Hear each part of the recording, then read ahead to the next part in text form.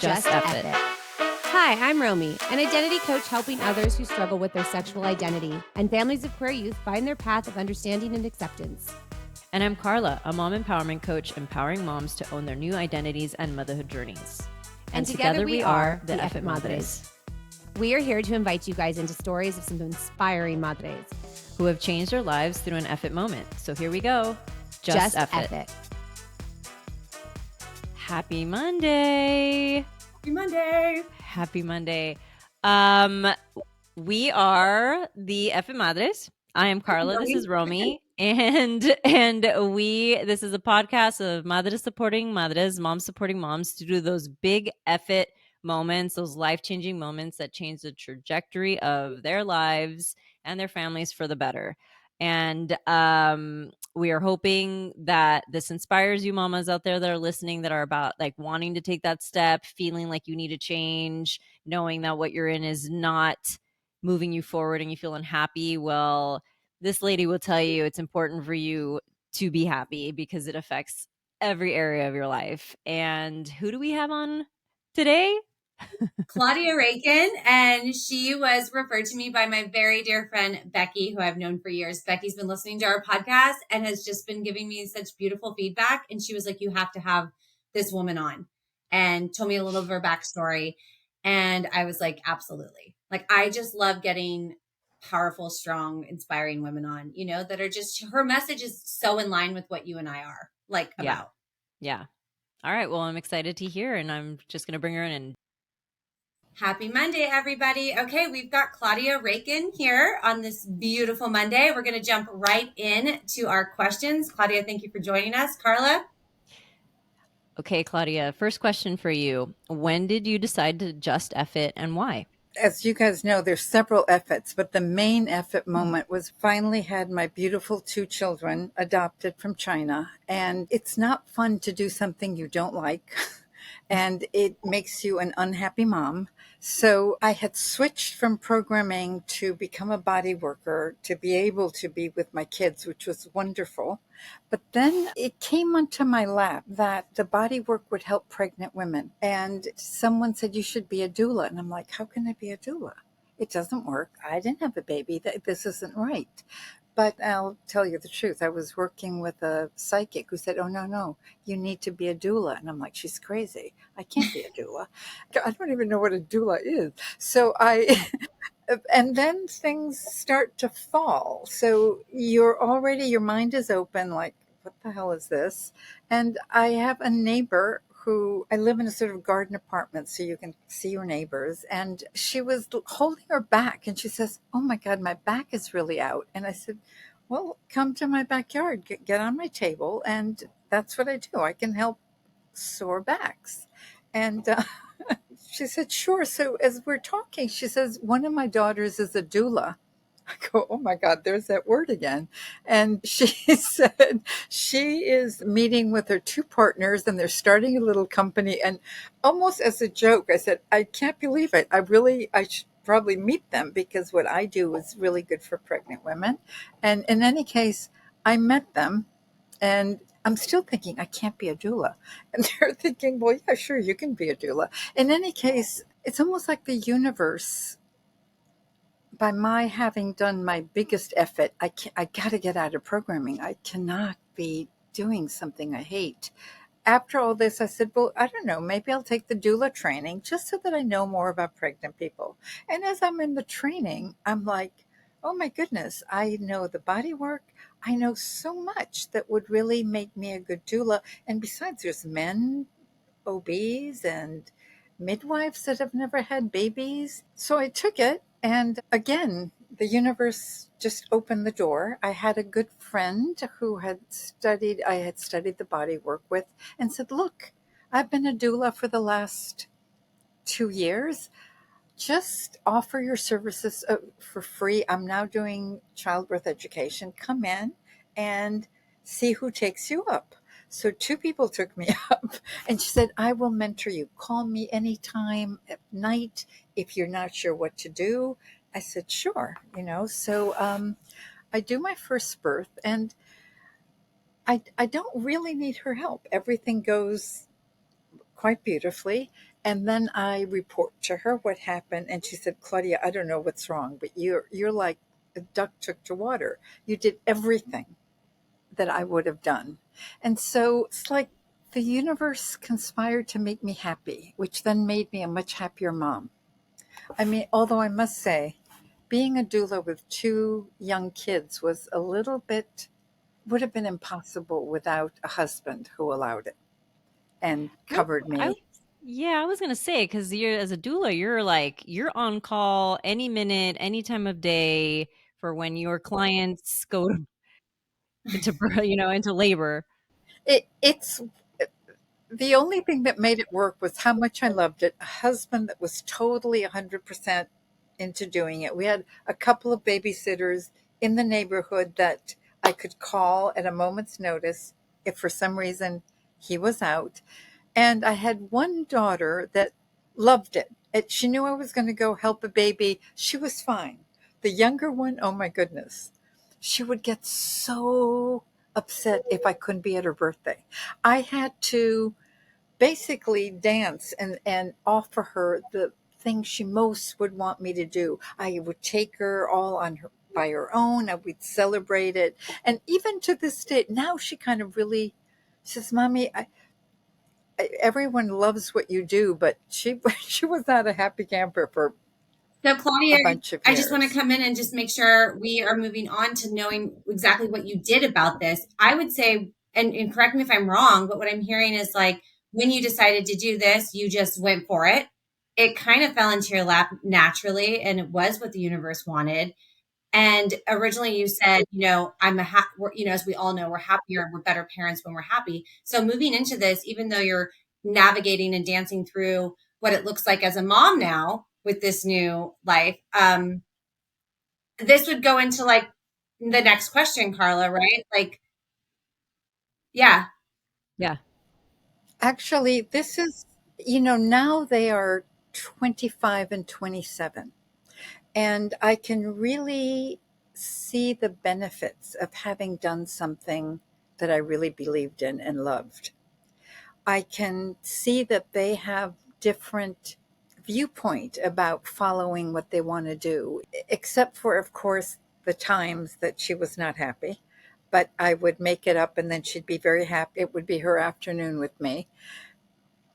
I couldn't have done it without a husband that was 100% in, I have to say. yeah. That would have been impossible. So the next question, Claudia, is once you decided to change from programming or you said, okay, I can't do this anymore, I need to figure something else, like how did that make you feel? How was that switching from programming into becoming like a birth worker, doula? How did it make, what were the emotions that were going through your mind at the time? Uh, a lot, because number one, I lost a lot of money. I was making a programmer salary. My husband was an actor who was making very uh, uneven money. My husband was expecting a wife like he met that made a lot of money. And it was quite a switch for me to jump and say, well, I'm really unhappy. I can't do this, to something that I really loved, which now we're okay, but for a long time didn't make enough money. The only thing that made up for it is that I was so much happier. That was happy for him. There was no comparison how much happier I was. Doesn't matter how much money the house has. If you guys are miserable, your life is miserable. And I told them the kids just need us to love them. So they won't go to this class and that class. They didn't care. They were Yeah. little. Do you know what I mean? And I love decorating and doing artwork, so our house always looked beautiful. Well, that would go into like the next question because you're kind of leading into it though. What did it do for your family? What did it do for you guys as a family by doing this, by taking this leap, by going ahead and giving up the income you guys thought you were going to have for happiness? The first thing, of course, was I was much happier, a better wife, a better mother, period. It was no comparison. Um, and then how to change my mindset that I could make money doing something I loved. Mm. Because that's, I think, major for us, that we don't think we're allowed to both love what we do and make money. And that has been and it actually opened up my husband to quit acting, which he didn't love anymore. So it was a cascade of him admitting he didn't really love acting anymore. I mean, what he does now is he teaches singing at a university and also now teaches English to Chinese kids. It switched him from something he was no longer happy with. I think that's really beautiful. I just want to say when we make these shifts like this, and I know Carla and I have been in these types of places, I know with her relationship and her marriage, but it really does, when one person is in that movement of the effort moment, it's almost like the partner can join in on that, and it becomes a unity of like, we've got this. Where's our priorities? It's true. And of course, I mean, he always says that I have such courage. I mean, I guess I do. You know, all my friends who were making money thought I was insane. And they thought, oh, our poor kids. But our kids were happy. They have really happy memories. They had an actor daddy who's so funny. And, you know, and I was happy. He would make me laugh. So there he would be making all three of us laugh. But for the most part, it was like the best thing for your family then, right? You have no. Absolutely, absolutely. It was, I mean, we both got it together to keep making not tons of money, but enough so that we're comfortable. Um, my daughters don't even, now they're, it's so funny because they're both very into corporate jobs. Before we move on to the next one, I think it's really important what you said, and I needed to hear that today. The part of thinking we can't make money doing the things we love, that needs to be like really highlighted for so many of us, especially women, especially moms, which is what we're speaking on, because we're working on things we love and what makes us happy and what fuels us. And so many times I'm like, well, but I got to do this job because this is what pays and this is where our money comes. And you can't let your family down by not doing this. But then really hearing those words and hearing you be able to make a life in doing what you love, it's a great reminder to everyone listening that you can make money doing what you love. Yeah. Yeah. And you just have to be a little bit creative and to change your mindset. Yeah. That's a big one. Yeah, that you Yeah. are allowed to make money and love it. I mean, at this point, I charge quite a bit more for the bodywork sessions than I ever did. And I don't even think about it because I give so much.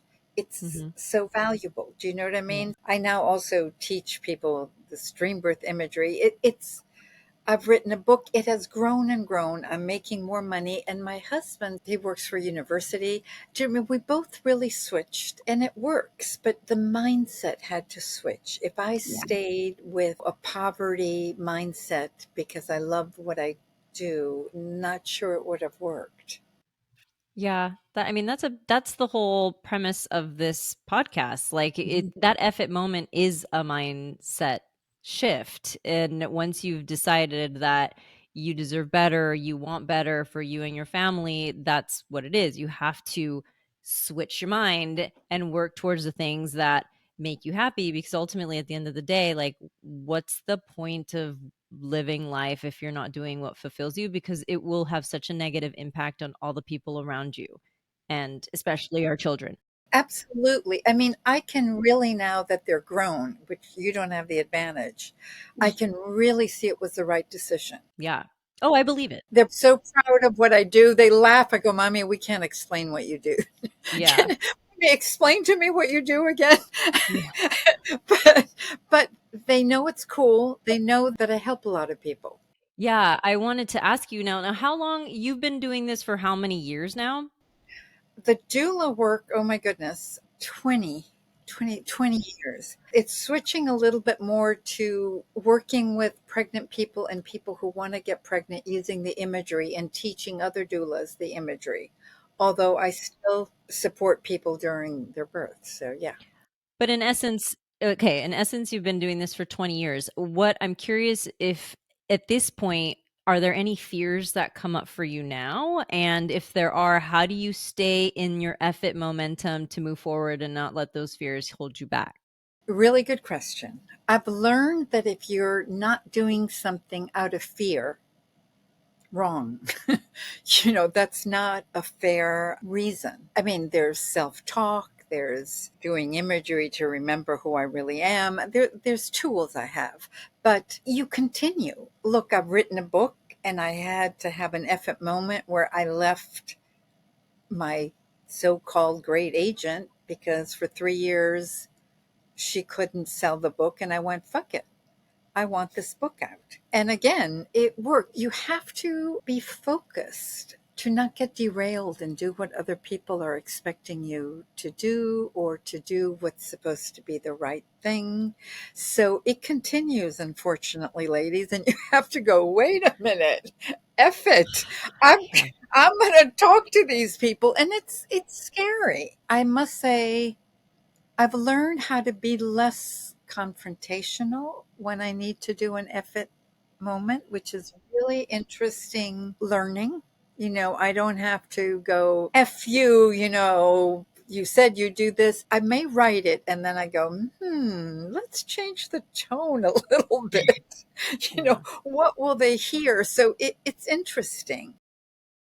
Claudia, I think so many think when we have these epic moments that there is that big like fuck you. And sometimes that might be what the fire is in us. But again, I think what it's so nice to hear someone who's been in so many epic moments and for a longer time than we have, to know that like we're gonna probably continue to be doing the same thing for the rest of our lives, right?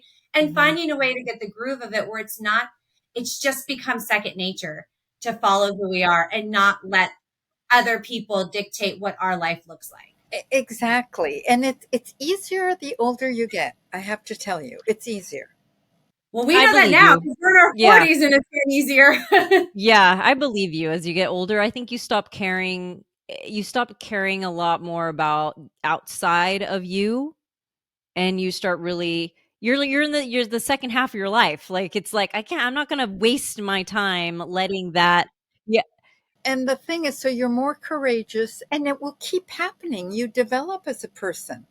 I've Yeah. loved doing this, but now what if I talk to a group? Do you know what I mean? It just changes. No matter how much you love something, it tends to grow into something a little bit more, which takes courage again. No, but what you just said is perfect because you're saying courage is what it takes. And the last question of our interview is, right now, what advice would you give to somebody who's on the verge of having this epic moment and doesn't really know what to do? What is your advice to someone?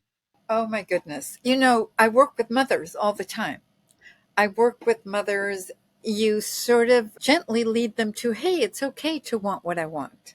It's okay. And putting it together with it will make you a happier, better mom. And I can bank on so many stories of women I've helped whose mothers stayed home and did what they didn't want.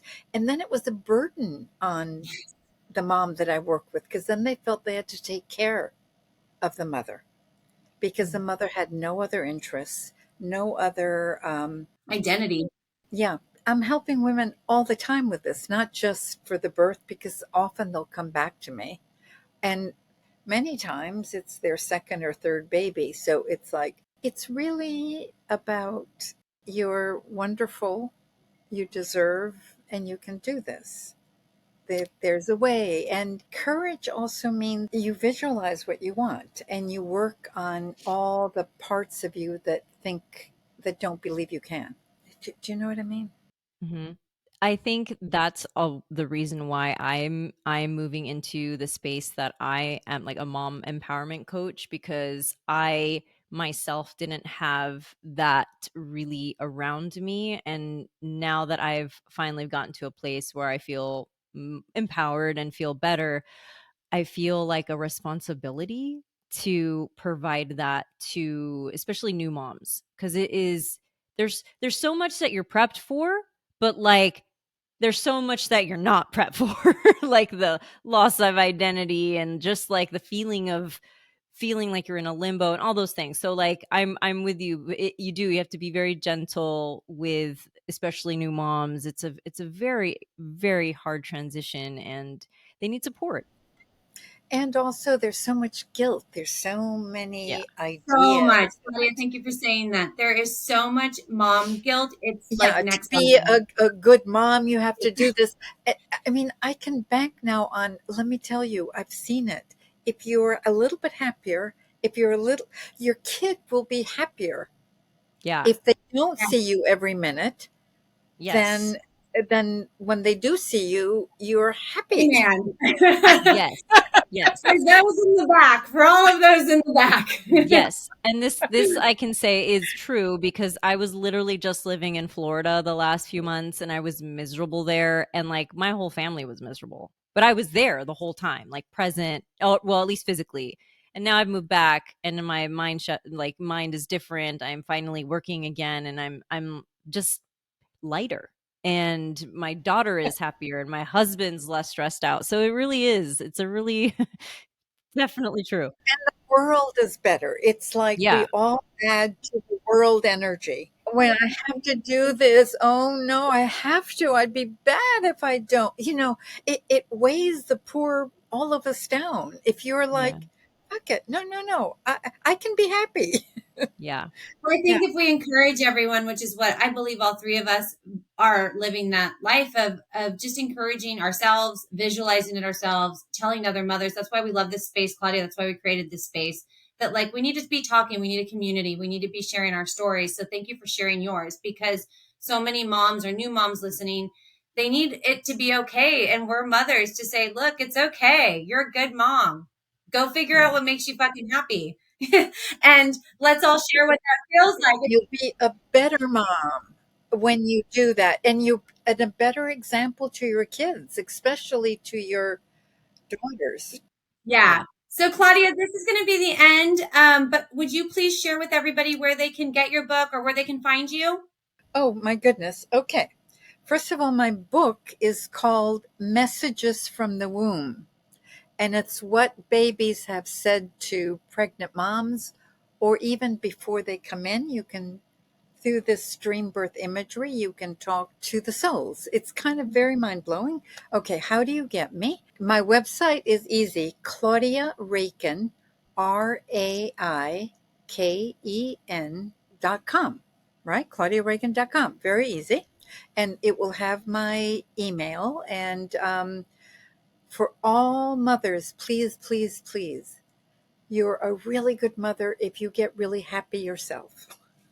Even if that's a journey, try to figure out what makes you happy.